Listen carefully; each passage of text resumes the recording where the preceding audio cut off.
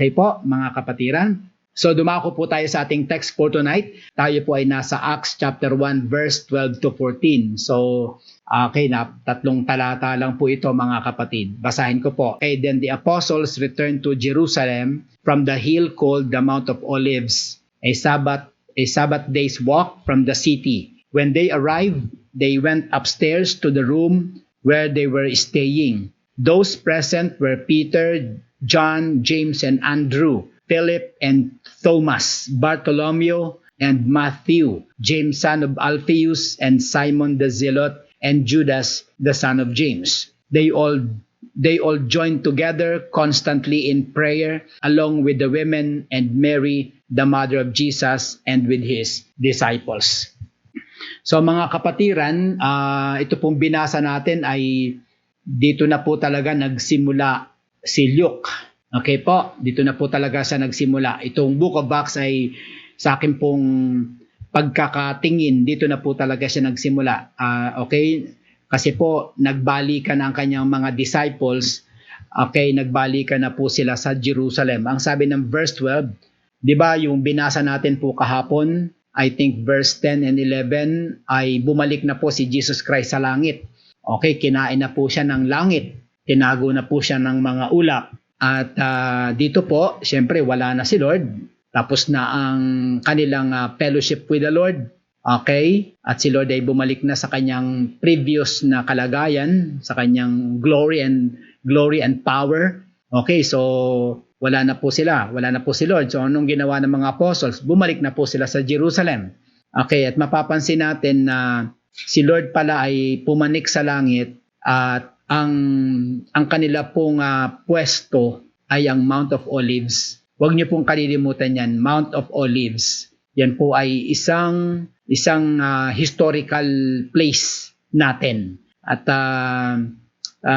sa mga darating na panahon, pag-aaralan po natin yan. Kaya gusto ko pong matandaan niyo po yan. Ang layo po ng Mount of Olives patungo po sa Jerusalem ay isang araw na lakad mula sa city. At ang sabi dito, nang dumating na po sila sa Jerusalem, anong ginawa nila? Pumanik na po sila sa taas.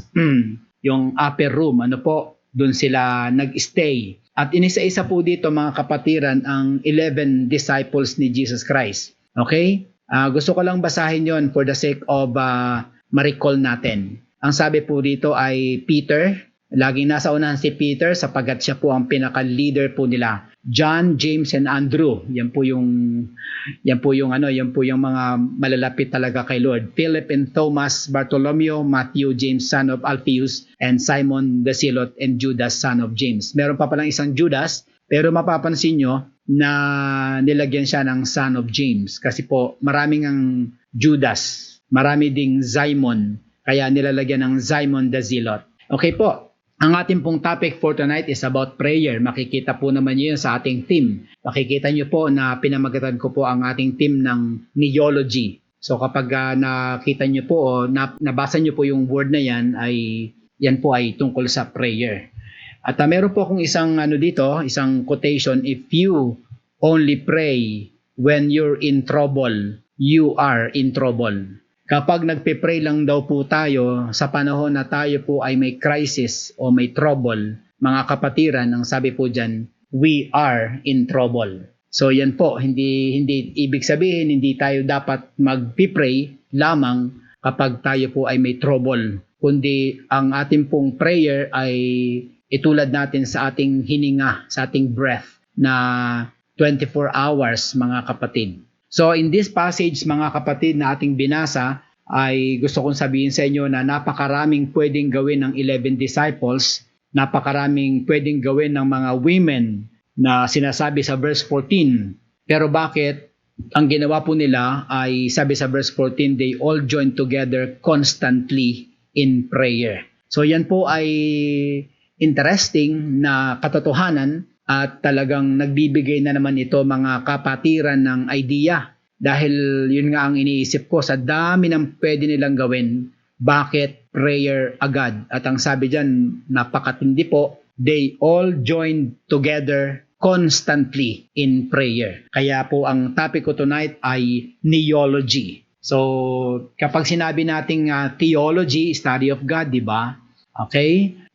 Pero pag sinabi nating neology, ay pinag-uusapan po ang prayer. At ang gusto kong sabihin at i-challenge ang bawat isa, ang pananalangin po ay totoo noon hanggang ngayon, hanggang bukas. Yan po ay laging totoo. Kaya para po sa atin na mga tunay na believers, dapat isa ito sa mga spiritual discipline na talagang minamaster po natin. At sa allocated na passage ni Lord sa atin tonight, yan po ang bibigyan po natin ng pansin. Ang question natin, paano ipinakita ni Lord sa passage na ito ang kahalagahan ng prayer? Or paano ipinakita ng mga apostles, mga disciples, ang kahalagahan ng prayer? Kasi mas para sa akin po, masyado sa aking mysterious, parang masyadong matindi ang dating sa akin nung kaisipan na ibinigay sa akin ni Lord na bakit nga of all the discipline, of all the things that the disciples can do, bakit agad-agad ay prayer ang kanilang naging bonding, ang kanilang naging fellowship. So mga kapatid, unang-una kong sagot, paano nila ipinakita? After a great work, they prayed. At ang ibig kong sabihin dito na after a great work, mga kapatid, remember a long day of work and experiences with Jesus. 'Di ba mga kapatid, prior sa kanyang kamatayan, kasama na sila ni Lord 'di ba? And then tapos nagtatago sila nung si Lord naman ay 3 days na patay, right? And then nang mabuhay na si Kristo, nakasama na naman nila si Lord for 40 days. Tapos nga, ayan, finally, umalis na nga si Jesus Christ, iniwan na sila.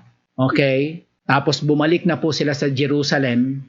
At pagdating sa Jerusalem, para bang siguro kung tayo lang yan, baka sabihin na pahinga muna tayo. Masyado na tayong loaded. Masyado na tayong napagod. Masyado na tayong sabi sa Bisaya, hayahay. Okay, magpainit muna tayo, magmerienda muna tayo, magpahinga muna tayo, pero obviously hindi ganoon ang ginawa nila, mga kapatid. So, ayan po. Makikita nyo po yung ang point ko diyan, remember a long day of work and experiences with Jesus. Dami-dami nilang ginawa under the ministry of the Lord Jesus Christ. Pero mapapansin nyo ang tinuturo ng Biblia ngayong gabi, of all the things na pwede nilang gawin, why prayer? Pwede silang mamili ng gagawin, kahit 100 options meron Pwedeng magsibak, pwedeng mangisda, pwedeng maglaba, pwede mo nang matulog ng 1 linggo, o pwedeng magpatay ng baboy para mag-celebrate. Pero how come itong grupo na ito, sila po ay pumunta sa itaas at nag-pray? Alam nyo mga kapatid, napakaganda po ng idea na to. Kaya sana po ma-implicate ko talaga sa inyong puso tonight. Mabigyan ko talaga ng diin sa pamamagitan ng Holy Spirit na talagang napakahalaga po ng prayer. Napakahalaga po. Alam nyo mga kapatid, kaya marami akong kilalang mga pastor, mga families, na kapag dumaan ng maraming mga trial, sila po ay nagkakaroon muna ng spiritual retreat. At ang ginagawa po doon mga kapatid ay prayer. At doon sa prayer time nila, may mga pumupunta ng bundok, doon sa Rizal Recreation, para mag-pray, para mag-thanksgiving, para mag-worship. Kasi napakahalaga po ng prayer. Ang prayer po ay relief. Ang prayer po ay talagang satisfaction po natin yan. Kaya po, sana kung kayo man ay talagang may dinadaan ng mabibigat na mga problema, pwede rin po kayo magkaroon ng spiritual retreat. At ang gagawin nyo po doon ay prayer, pwede rin fasting, pwede rin pong praise and worship, pwedeng cleansing, pwedeng mga kapatid na talagang pwedeng nag-iisa ka o isang family, napakasarap pong activity po noon. Pangalawa mga kapatid na ginawa po ng mga apostles ay ito po, number 2 is expecting a great work ahead, they prayed. So, ang kinukuha ko ngayon, ang ipinapaliwanag ko naman sa inyo ngayon at this point mga kapatid, yung context. Ano po? Yung context na papunta sa unahan. Remember, ang ating pong binasa ay Acts chapter 1 verses 12 to 14. Pero bukas ay makikita po natin yung verse 15 okay, down to verse 25 o 26, ito na po yung gagawin nilang pagpili sa isang disciple. Remember, namatay na po si Judas Iscariot, yung traitor. Papalitan po yun. So, ang punto ko lang mga kapatid, napakahalaga talaga ng prayer. Hindi lang tayo dapat mag-pray after a great work, kundi even mga kapatid, sa idea that we are a great work ahead of us. Alam naman natin mga kapatid na talaga pong marami pa silang haharapin. Kagaya po ng, ayan po, yung replacement ng bagong apostle. Siyempre, dadaan po yan sa panalangin. Dadaan po yan sa prayer. Kaya po alam niyo mga kapatid, kung gusto niyo po na makaranas kayo ng tinatawag na maturity, ito pong prayer must be a part of your life. Sabi nga natin sa picture kanina, if you pray only when you're in trouble, you are in trouble.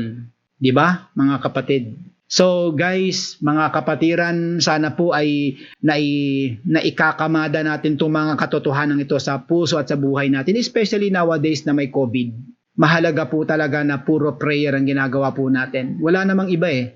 Sino ba bang kakausapin natin sa panahon ng COVID kundi si Lord, hindi ba? Okay, looking forward mga kapatid, itong mga disciples na to, hindi lang nila gagawin yung pagre-replace ng new apostle kaya sila nagpray. They are also waiting for the coming of the Holy Spirit. So yung pagdating ng Holy Spirit mga kapatiran ay impending na rin sa chapter 1. Remember, my discussion is in chapter 1, right? But in chapter 2 ay dumating na nga ang Holy Spirit. So lumalabas mga kapatiran na ang revival talagang ang pinaka prerequisite ay prayer. Kaya po makikita po natin yan sa chapter 2, di ba? Nagpray nga sila dito sa chapter 1. Ang sabi ng verse 1, they all joined together constantly in prayer along with the women and Mary the mother of Jesus and with his brothers. And then pagdating sa chapter 2, dumating na nga po yung Holy Spirit. At makikita nyo sa picture na may mga dilang apoy, di ba? Tongues of fire. Yun ang naging expression doon ng Holy Spirit. Nagmistula siyang apoy pero formang dila.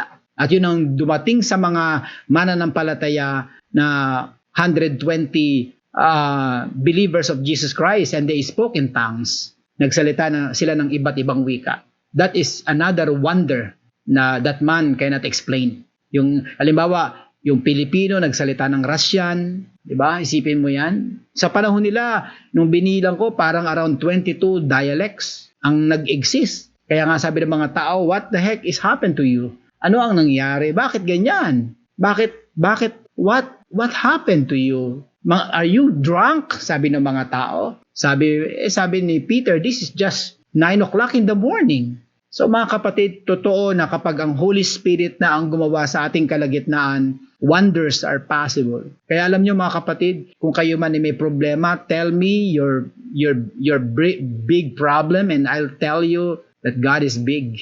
Alam niyo sa totoo lang, ang kapos lang sa atin, paniniwala, pananampalataya, at kung minsan may problema pa rin tayo sa patience. Gusto natin ng abrupt na tugon ni Lord. Kagaya ng nagpe-pray na isang tao, sabi niya, Lord, gusto ko maging patient. I am praying na maging patient ako. Lord, make me patient. I want it now. So pati si Lord parang minamadaliin niya. Alam niyo mga kapatid, kaya minsan na ito nakikita ko sa ating mga kapatiran, yung mga impatient na tao, yan talaga yung hindi agad binibigyan ng Lord ng maraming blessing. Kasi kami pray ako ng pray, pero bakit wala? Kasi nga God is teaching you to become patient. Kasi nga may itinuturo pa si Lord. The next is the task of witnessing. So makikita natin po dito mga kapatid na if you are expecting a great work ahead, you pray. So tatlong ipinakita ko dito na talagang yung trabaho nila in the coming days. Una, okay, bukas pag-uusapan natin yung replacement of the new apostle. Pero bago nila ginawa yun, nag-pray muna dito sila sa verse 14. They all joined together constantly in prayer. Yung coming of the Holy Spirit. Bago dumating ang Holy Spirit ay talagang nag-pray muna ang church. Pangatlo, bago talaga sila pumunta na dun sa actual task of witnessing, ay nandun muna ang prayer. What is my point here, mga kapatiran? Importance of prayer. Ang prayer po ay talagang katulad po yan ng hininga natin. Alam nyo mga kapatid, kung ang prayer ay katulad ng ating breath, ibig sabihin kahit habang natutulog tayo, talagang nandun ang ating mga bulong ng panalangin, patuloy tayong nagpipray kay Lord. Paggising sa umaga, kung we are going to take literally yung ibig sabihin ng prayer is like a breath. Pangalawa mga kapatid, pangatlo na tayo. Ano yung ating unang pinag-aralan? Ano yung unang sagot dun sa how did they show the importance of prayer in this passage? Paano nila pinakita yung importance ng prayer sa passage na ito? Una, after a great work, they prayed. Number 2, expecting a great work ahead, they prayed. The last but not the least, they all joined together, they prayed. Sila po ay nagsama-sama at sila po ay nanalangin. Mga kapatid, pansinin nyo lang po yun. Gusto ko lang talagang bigyan ng emphasis yun, yung verse 14. Basahin ko para lalo nating mag-gets yung salita ng Panginoon. Ang sabi po dyan, they all joined together constantly in prayer along with the women and Mary, the mother of Jesus, and with his brothers. Okay, napakaganda po nun. Notice that they all prayed. So mga kapatiran, can we take it literally? That verse 14 na walang naiwan, walang umalis, walang nagpaiwan, walang lumisan, walang natulog, walang umatras. Ang sabi diyan, they all joined together constantly in prayer.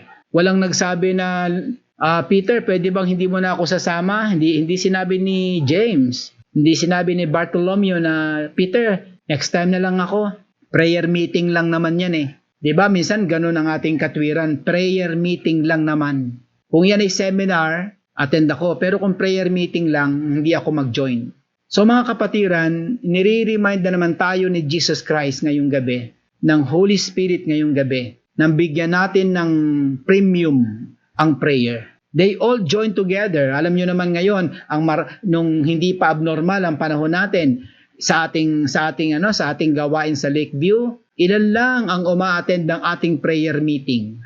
Dahil ayaw nating umattend ng prayer meeting, nasa bahay lang tayo, o ngayon, pinadalan tayo ng Diyos ng COVID, o di ngayon, nasa bahay lang tayo ngayon.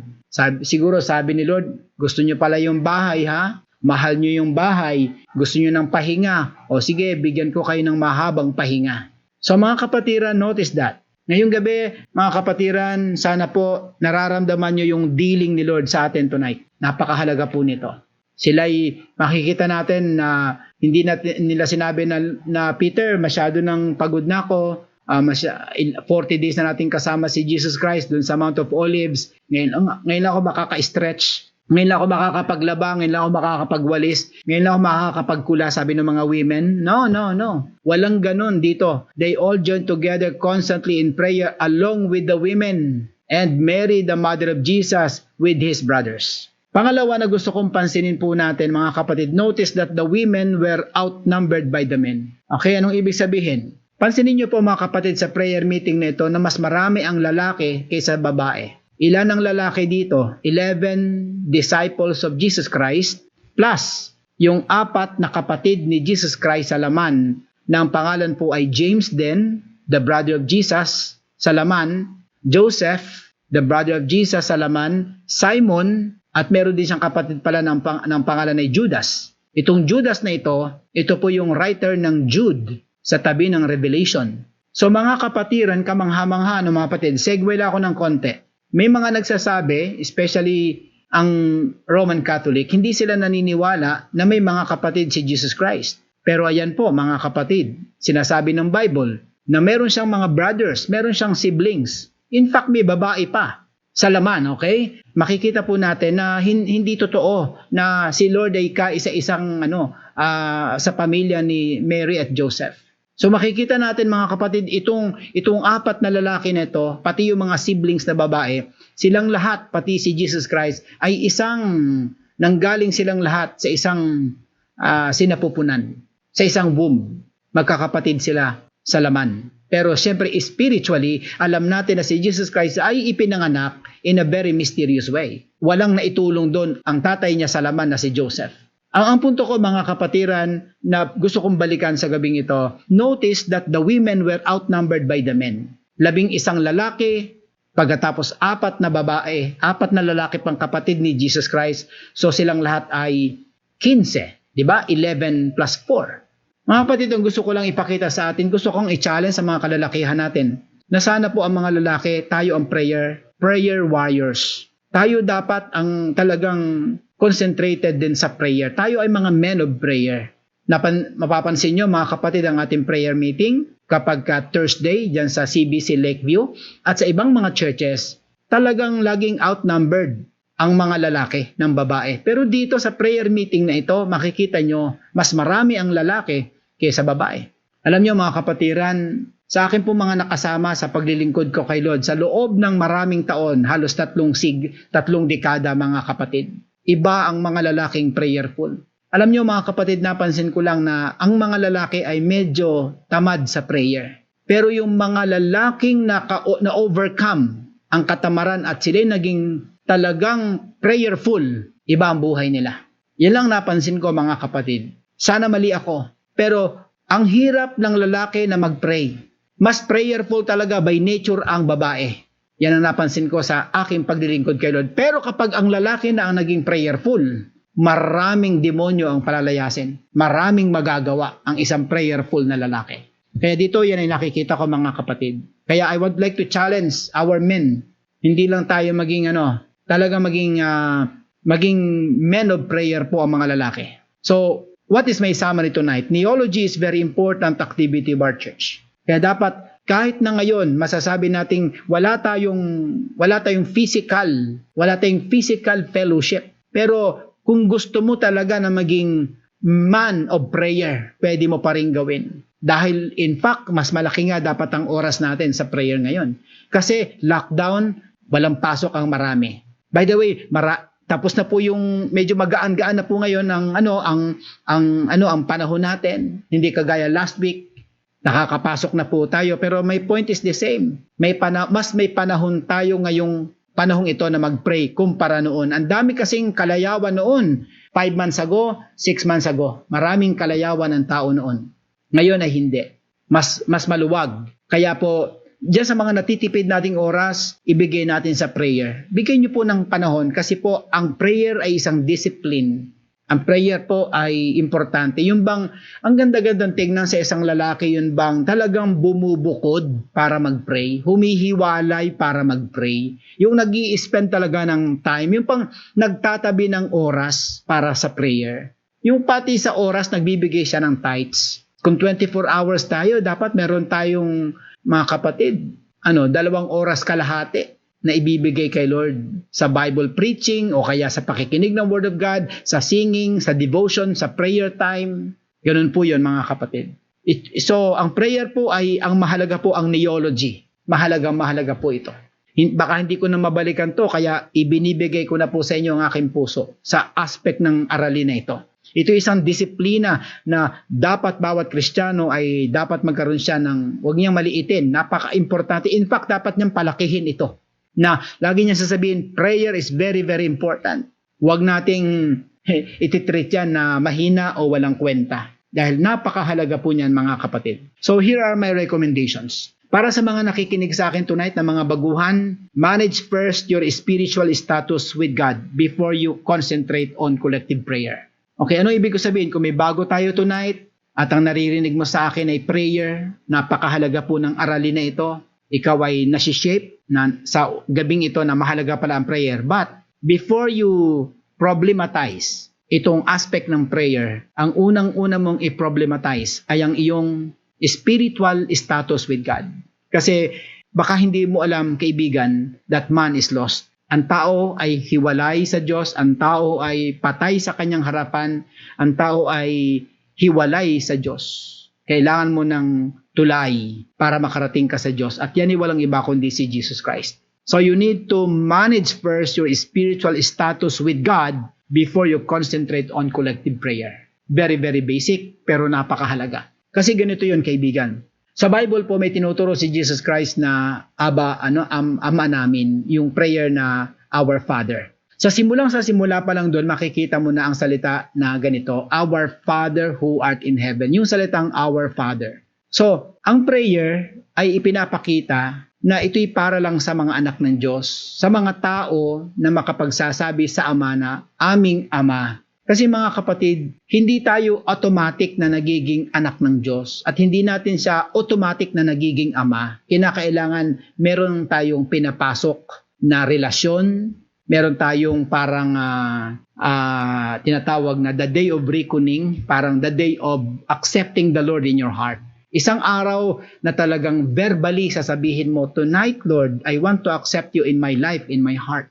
Yun talagang magsisisi ka, magbabago, o kaya iiyak ka ng paghingi ng pasensya, tawad sa Diyos dahil nagkasala ka kay Lord. Yung paglayo mo, you violated God's words, you violated His commands, hindi mo siya kinikilala. Ang kinikilala mo yung sarili mo. Yung tonight, isasubmit mo lahat yan kay Lord. Buhay mo, pangalan mo, pangarap mo, sarili mo, pati yung future mo, pamilya mo, negosyo mo. Basta all in all, you will submit it to the Lord.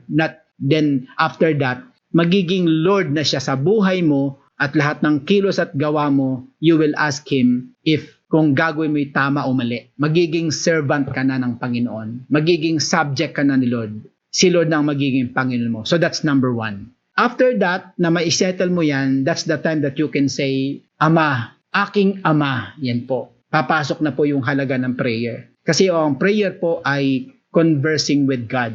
Yan pong ibig sabihin ng prayer. Prayer means talking to God, conversing with God. Paano ka makikipag-converse kung ang Diyos galit sa iyo, hindi ka pa niya napapatawad? Paano ka makakatawag ng aking Ama kung ang ama mo ay ang dyablo pa? Kinakailangan kasi lumipat ka, mag-transfer ka mula kay Satan to Jesus Christ. Mula kay Satan to the Father through the Lord Jesus Christ. Yan po ang mahalagang sistema na dapat nating maintindihan. Pangalawa mga kapatid, prayer is a lifetime commitment. Okay? Napakahalaga niyan for better and for worse condition. Kaya ang ibig kong sabihin mga kapatid, ang pananalangin ay hindi po ngayong gabi lang. Kasi nga ang aking ginagamit na metaphor, ang prayer ay katulad ng hininga. Kapag tumigil ka na ng paghinga, tepok ka na.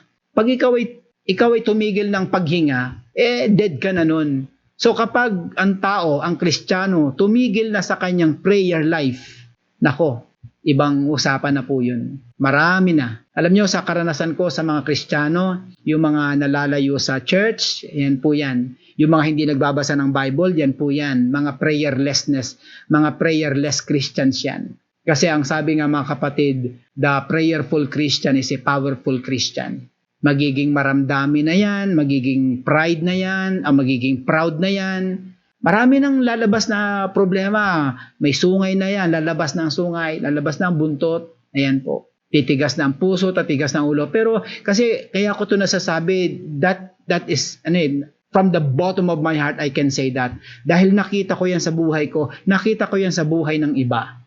Kaya ang isang kinakat ni Satan, yung ating communication, yung ating kumbaga sa cellphone natin, yung signal. Siyempre, pag signal ka, wala ka ng signal, you're dead. Pag wala ka ng contact sa Father God, sa Diyos Ama, wala ka ng kinikilala, kundi ang Diyos, nako, nahirap pa. Pero kapag ikaw ay nakapag-pray, yung talagang totoong prayer, na nakapasok ka kay Lord, nako, giba ang buhay mo. Ang sarap. Ang buhay mo parang yung mga sarili mo nawawala, tapos Lord na lang, Christ-likeness na ang usapan.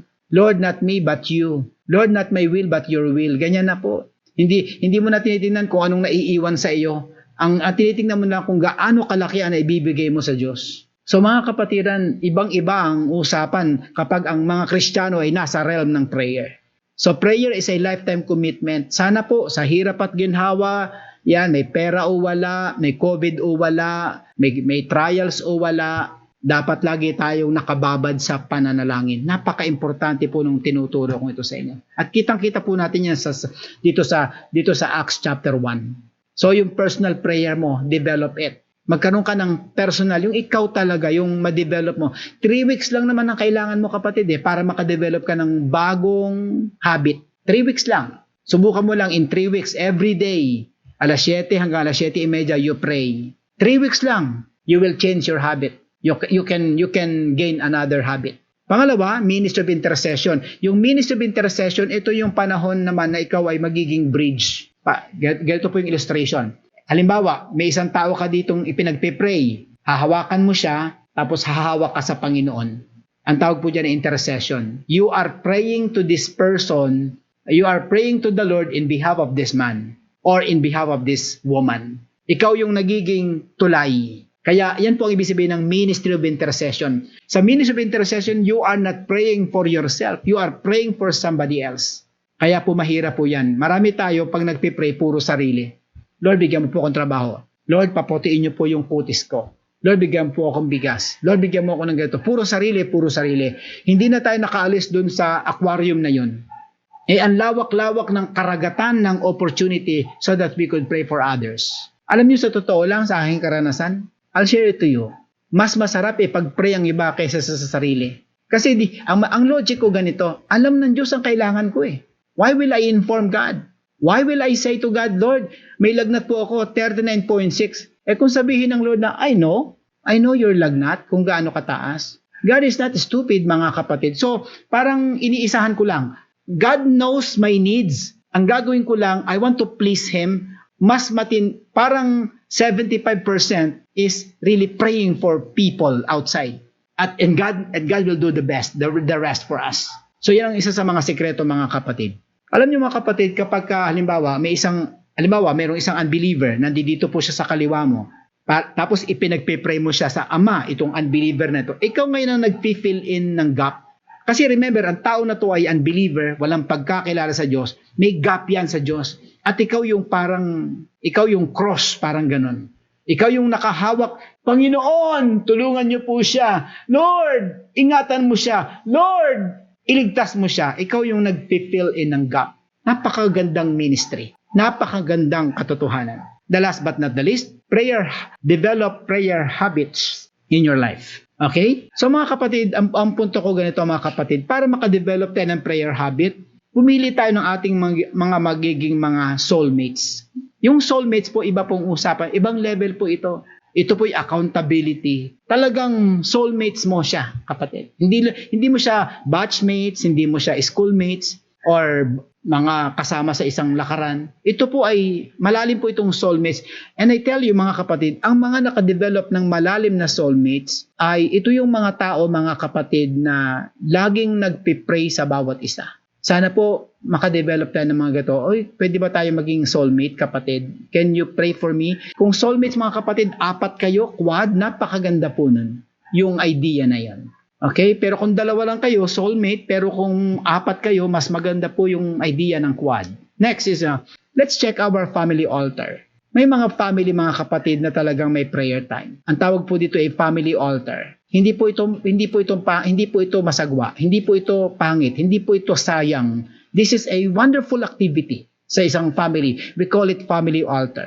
Ngayon hindi na po itong uso, itong number 3 ko, attend prayer vigils. Ito po yung mga overnight prayer. Ngayon hindi na ito magagawa natin physically, but still we can do it online. Kung may magsisimula lang ng signal na pwede ba tayo mag-overnight kahit hanggang 2:00 ng madaling araw, online we will pray for a certain prayer project or certain project of our church. We can do it, mga kapatid. Alam niyo, mga kapatid, ito ay isang pagmumulat sa atin, City Bible Church. Ang prayer po ay dapat naka-intersect sa lahat ng ginagawa po natin.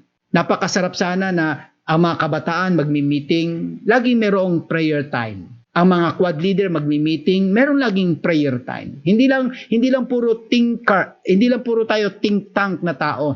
Hindi puro prayer. I tell you, mabibigo tayo kapag diyan tayo nag-focus. Yung more on discussion, tapos puro utak, tapos kulang talaga sa loob-loob ng panalangin, nako, mabibitin po tayo. God will not go with us. Dahil mahalaga pa rin kay Lord, hindi yung ating doing. Ang mahalaga kay Lord, ang ating being. Yung ikaw mismo. Remember yung nangyari kay Mary and Martha, mga kapatid? Yung time mo sa paanan niya, yun ang kinakount ni Lord. Next, connect to prayer warriors. Mag-connect tayo sa mga prayer warriors or be one of the prayer warriors of City Bible Church. Alam niyo, mga kapatid, sa panahon po nila Spurgeon, kapag nagpipreach po siya, nabalitaan ko yan, mga kapatid. Meron siyang 50 yata doon sa basement na nagpipray during his preaching. Napakatindi po nun. Napakagandang concept nun, mga kapatid. Yun ang kanyang powerhouse. So yan lang po, mga kapatid, ang aking gustong sabihin sa ating lahat tonight. So I emphasize tonight the importance of prayer. Mahalaga po ito. So hanggang dito na lang po si Pastor Jim, at sana po natuto na naman tayo. Hindi na naman nasayang ating isang gabi. Isang gabi ng pamumulot ng mga katotohanan ng Diyos. Hindi po nasayang. Lagay niyo po yan sa inyong puso. Malaki po ang maitutulong yan sa inyong buhay. Tayo po'y manalangin. Maraming salamat, Lord, sa gabing ito pagkat binigyan nyo na naman kami ng mga spiritual gems. Mga topics na hindi popular, pero mga isang topic na napaka-importante sa aming buhay. Panginoon, sa gabing ito, we trust you that you did something tonight sa buhay po ng aking mga kapatid. Dalangin ko na ang aral na ito ay talagang tumimo sa puso ng bawat isa. Alam kong Satan is not happy with this, but hindi po siya ang importante. Ang mahalaga, na-educate ko ang inyong mga anak at ang mga kapatiran ay nagpa-educate naman sa kahalagahan po ng prayer.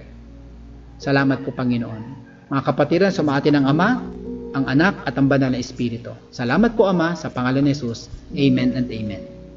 Ayan po. So, salamat po sa Diyos, mga kapatid, sa atin pong Bible preaching for tonight. Okay, bago po tayo maghiwa-hiwalay, meron po akong 4 na announcements. Number 1 po, meron po tayong isang kapatid na kinuha na ni Lord, si Brother RJ. Siya po ay member ng church po natin sa City Bible Church Taguig. Si RJ po, Binyalon, ay may pamilya. Ayan po. May 2 po siyang anak na babae. Hindi po COVID ang kanyang ikinamatay. Ang kanya pong ikinamatay ay aksidente po sa motor. So napakabata pa po, parang ilang buwan pa lang ho ang kanyang bunso. Parang si RJ ay wala pang 30 years old. Pwede ako nagkakamali, parang siguro mga 27 lang itong batang ito. At ang mga anak niya may super bata pa. Mga kapatiran, kung natatandaan nyo po si Brother RJ, ayan po siya. Nakikita nyo po ba ang kanyang mukha sa monitor? Si Brother RJ, napakamasayahing tao. Ganun talaga ang buhay. So mga kapatiran, kung natatandaan nyo siya, especially sa mga youth, ganito po ang gawin natin. Baka po pwede po tayong magpatak-patak para makatulong tayo sa pamilya.